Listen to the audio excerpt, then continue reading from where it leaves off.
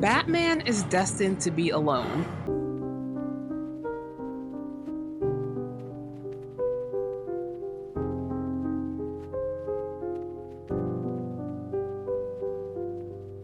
Batman's inability to maintain a long term romantic relationship is rooted in several deeply personal and psychological factors that are essential to his character.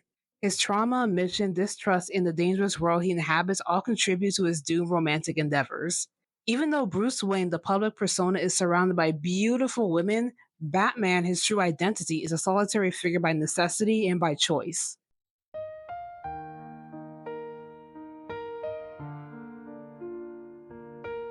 At the core of Bruce Wayne's identity is the traumatic loss of his parents, which drives nearly every aspect of his life. Their murder fundamentally changed him, marking the death of Bruce Wayne in the emotional sense of giving birth to Batman. Wait for me! Run! Mommy!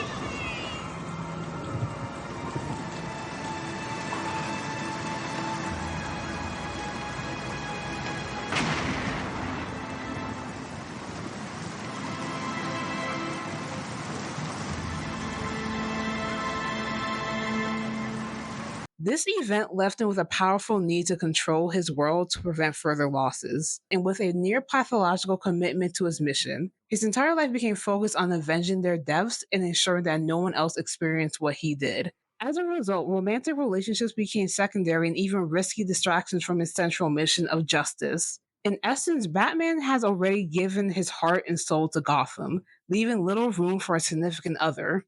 In romantic relationships, vulnerability and openness are necessary for real intimacy, but Bruce struggles with this. He cannot fully let go of the past, and his inability to overcome this grief makes it nearly impossible for him to truly commit to another person.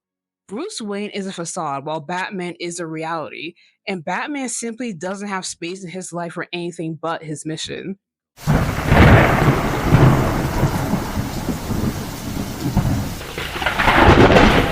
Batman's one man war on crime leaves him little to no room for personal happiness or long term relationships.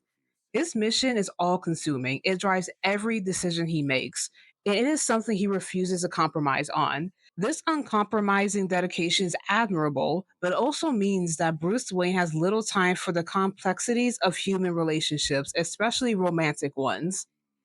He places the safety of Gotham and his crusade above his emotional well being, even acknowledging that his choice to be Batman means sacrificing love, family, and any chance of a normal life. In some of his most introspective moments, Batman admits this grim reality to himself. For instance, in Superman Batman 42, the day I put the mask on was the end of me. Gotham would be safe, but there would be no rescue for Bruce Wayne, no love, no family. This dark realization shows that Batman understands the cause of his mission, but he refuses to stray from it. He believes Gotham's safety is more important than his happiness, and thus he consistently sabotages his relationships to maintain his focus. Having horrible visions of my father. Sooner or later I'll go down. Sometimes I wonder if I'm really doing any good out there. I'm tired, Alfred.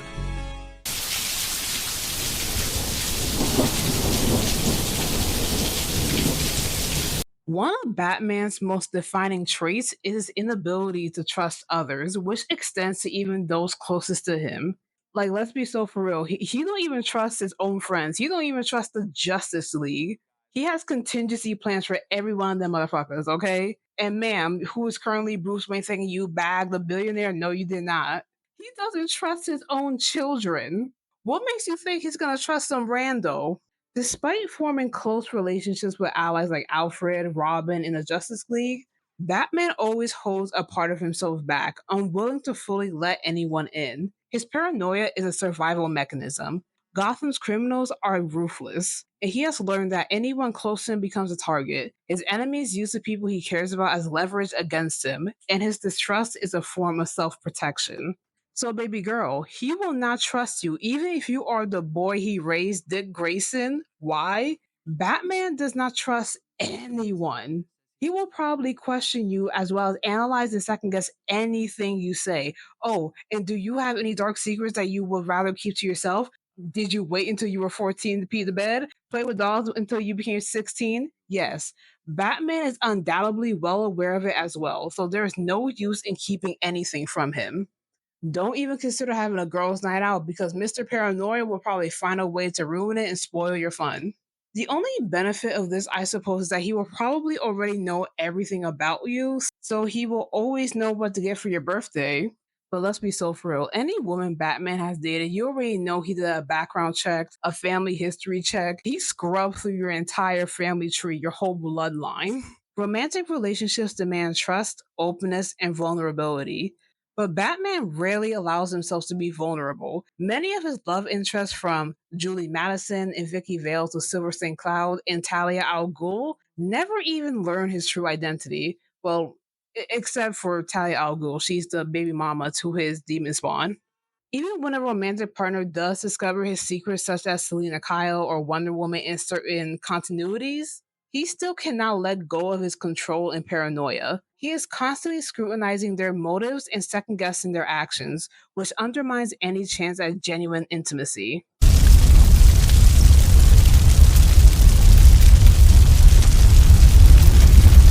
Batman's world is dangerous, filled with violent criminals who will stop at nothing to hurt him, and those close to him often become collateral damage. The tragic death of Jason Todd and the crippling of Barbara Gordon highlight the inherent danger of being a part of Batman's life. He is painfully aware that anyone he loves is a potential target for his enemies. This reality weighs heavily on him, reinforcing his decision to keep his distance from romantic relationships. When Bruce allows someone into his life, he exposes them to the wrath of his rogues gallery, a list of enemies that includes sadistic killers like the Joker, Bane, and Ra's al Ghul, for instance. For Batman, the risk of losing another loved one is simply too high. His refusal to let people in is at least in part a way to protect them from the inevitable harm they will face as a result of his war on crime. I thought I'd be the last person you'd ever let him hurt. If it had been you that he'd beat to a bloody pulp, if he had taken you from this world, I would have done nothing but search the planet for this pathetic pile of evil death-worshipping garbage. I'm talking about him. Just him. And doing it because he took me away from you. Don't you dare lie to me! How long did you wait before replacing me, huh? A month? A week? I trusted you! And you just left me to die!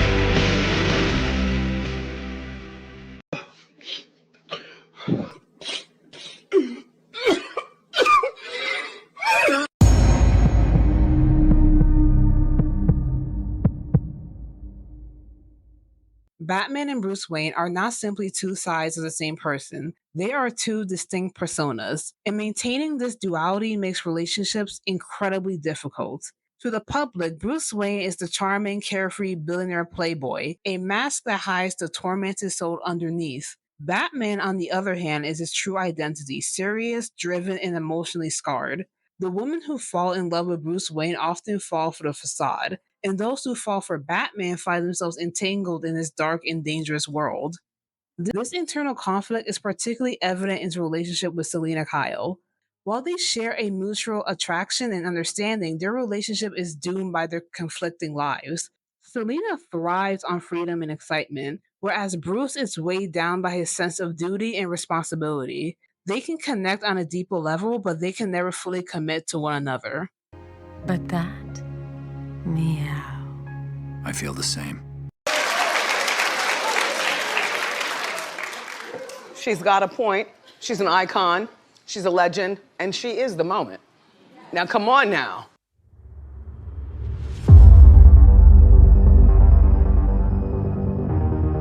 At his core, Batman is a self destructive character. His drive to fight crime is fueled by his inner demons, his guilt, anger, and grief. While some heroes can find a balance between their personal lives and their lives as protectors, Batman is unable to achieve this. His obsession with justice leaves no room for peace or personal fulfillment, and this self inflicted isolation perpetuates his loneliness. Batman's inner turmoil and the emotional armor he builds around himself makes him unable to sustain a healthy relationship. Here's a list of Batman's major love interests. And girl, He has a lot.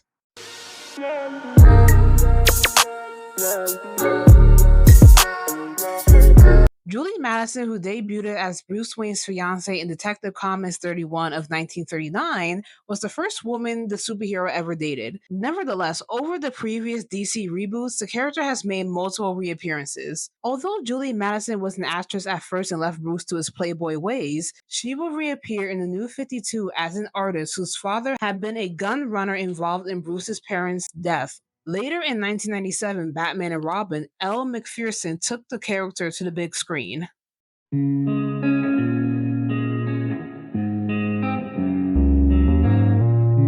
Although Bruce Wayne's relationship with Linda Page is not his most memorable, it was one of his first following the breakdown of his engagement to Julie Madison.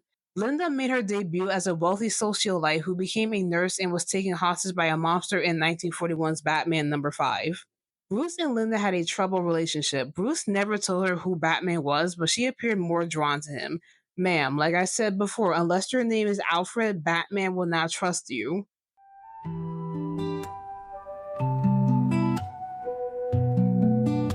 In 1948's Batman 49, authors tried to recreate the same magic by bringing a reporter Vicky Vale to Gotham City, much as Superman found his love in Daily Planet reporter Lois Lane. It is interesting to note that Vicky made repeated attempts, though without much success, to establish Bruce Wayne's identity as Batman. It is not until Vicky Vale made a comeback in 1982's Batman 344 that the two developed a romantic interest in one another. Over the years, Vale will resurface a few times, but their relationship never flourished because of her misgivings about him.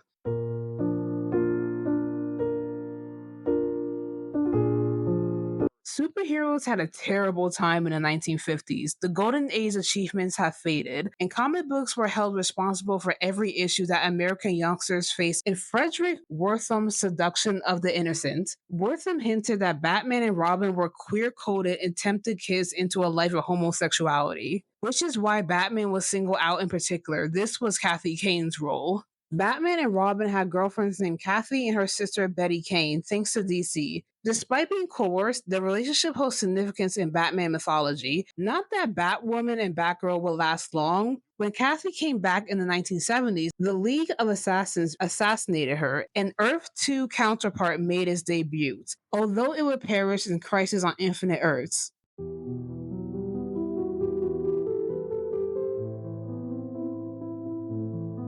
Bruce's life changed toward the end of the 1970s when another socialite entered it. Detective Comics number 469 was the first appearance of Silver St. Cloud. Despite being brief, the two had a passionate romance that has grown to be a fan favorite over time. St. Cloud discovered Bruce's biggest secret and admitted she was aware he was Batman. Batman's existence prompted Silver to end her relationship with Bruce, even though she still loved him. On Fox's Gotham TV series, Natalie Ann Lynn portrayed a younger version of the character.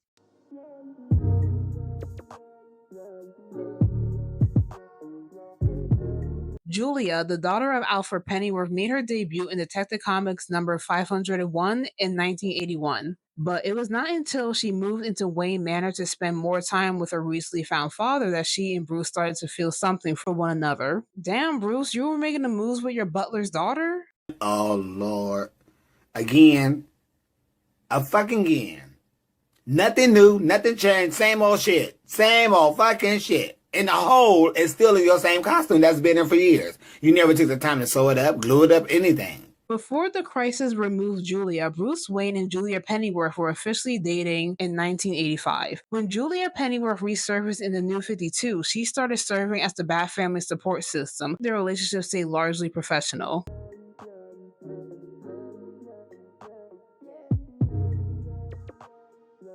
Batman had to deal with his attraction to villains, but Batman did not start dating a criminal until he got to know Nocturna, the villain, and fell in love with her. Detective Comics number 529 featured Natalia Knight's debut as the head of a criminal organization, but when she took on the role of Jason Todd's adoptive mother, she quickly assimilated into the lives of Bruce Wayne and Batman. After being killed by Night Slayer, her previous lover, Nocturna reappeared in a later universe.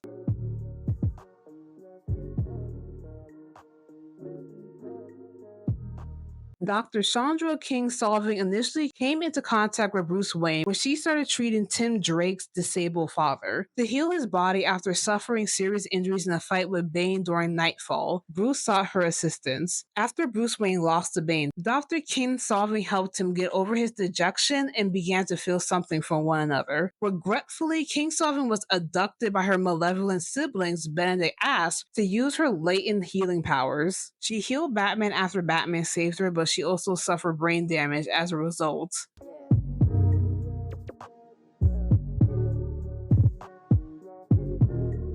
Although they had crossed paths numerous times, Zatanna Zatara, one of the best magicians the DC Universe has to offer, did not develop a romantic relationship with Batman until much later in her career. Specifically, the first sparks between Zatanna and the Dark Knight appeared in her self-titled introduction episode to the universe of Batman, the animated series. Bruce and Zatanna knew and cared for each other in their earlier years, and the episode disclosed that they never brought up the topic. Even though there was a lot of tension between them when they met as adults, their feelings for one another did not materialize. Following the events of Identity Crisis in 2004, there was significant falling out when this backstory was revealed in DC Comics. Thankfully, the two have since moved past what transpired, and although that has brought their friendship back, neither has made an effort to establish a more meaningful relationship.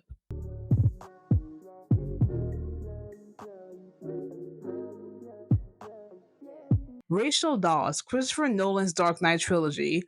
Bruce Wayne was a childhood friend of Rachel Dawes. When he got back to Gotham, they became close. Between Batman Begins and The Dark Knight, Bruce and Rachel split up at some time because he would not stop becoming Batman, and Rachel began seeing Harvey Dent. Though Rachel's death at the hands of the Joker devastated Harvey Dent and Batman, Bruce Wayne's love for her never faded. Although Rachel never made her comic book debut, she is a significant figure in the Batman history because of the Dark Knight trilogy, which is the most well-known interpretation of the Dark Knight since the Tim Burton Batman films.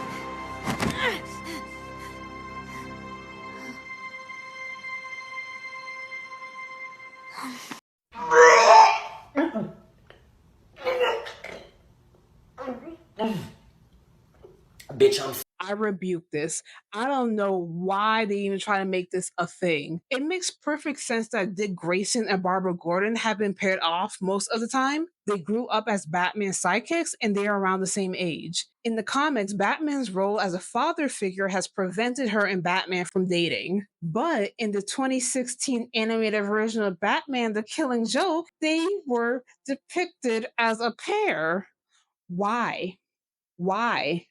Why was this necessary? This is gross. This is disgusting. I don't like this. I rebuke this. Shame on y'all for making this. Everywhere fans condemned this action. Although most people thought it was gross, which it is, the idea was to elevate Batgirl in Batman's eyes so that her paralysis at the hands of the Joker would have greater significance. Although it would be a stretch to refer to Barbara as Batman's significant girlfriend, the amount of attention this incident received from everyone makes it a well-known, albeit infamous relationship.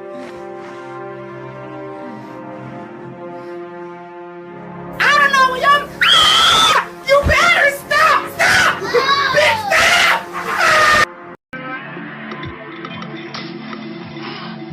Oh, wow. Oh, wow. Oh, wow. Oh, wow. Oh, wow. Oh, my God. Oh, my God. I can't. I am disgusted.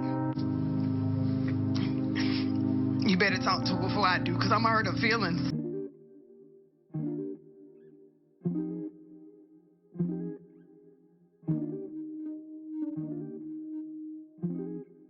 Together with Superman, Batman, and Wonder Woman formed the formidable DC Trinity, and they collaborated closely on the Justice League. Although the two friends have grown to appreciate one another, especially in the Justice League 2002 series, it came dangerously close to becoming more.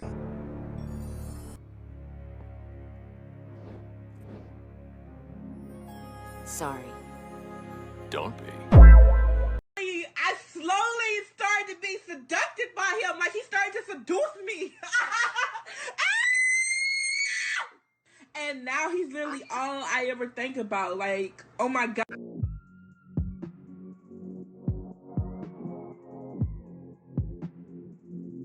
Talia's father, who is the supervillain Ra's al Ghul's daughter, has fostered her friendship with the Dark Knight to enlist Batman to take over his League of Assassins. Following numerous encounters with Ra's, Talia and Bruce eventually shared a sexual experience that resulted in the birth of their son Damian Wayne, the Demon Spawn. As time went on, Talia's animosity towards Batman grew. She wanted to follow in her father's footsteps and govern the globe with Batman by her side, and when he refused, she declared war on him. Me and your son. What? Bro, what are you talking about, man?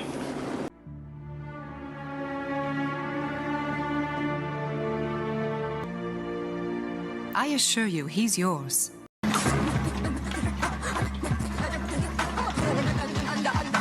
Of all of his relationships, Batman with Catwoman Selina Kyle is the most famous and long-lasting.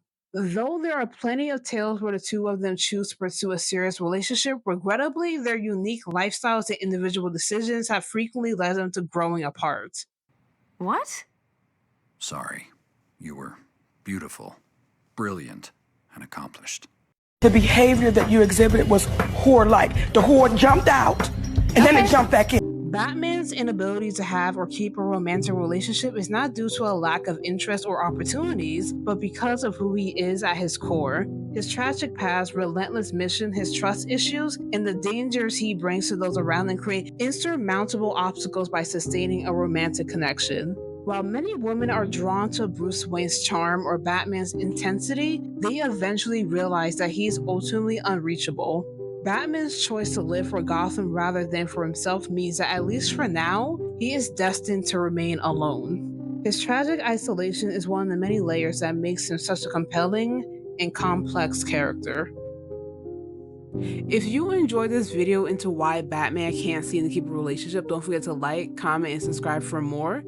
Hit that notification bell so you never miss an update, and let me know in the comments, do you think Batman will ever find lasting love? Thanks for watching and stay tuned for more. Bye!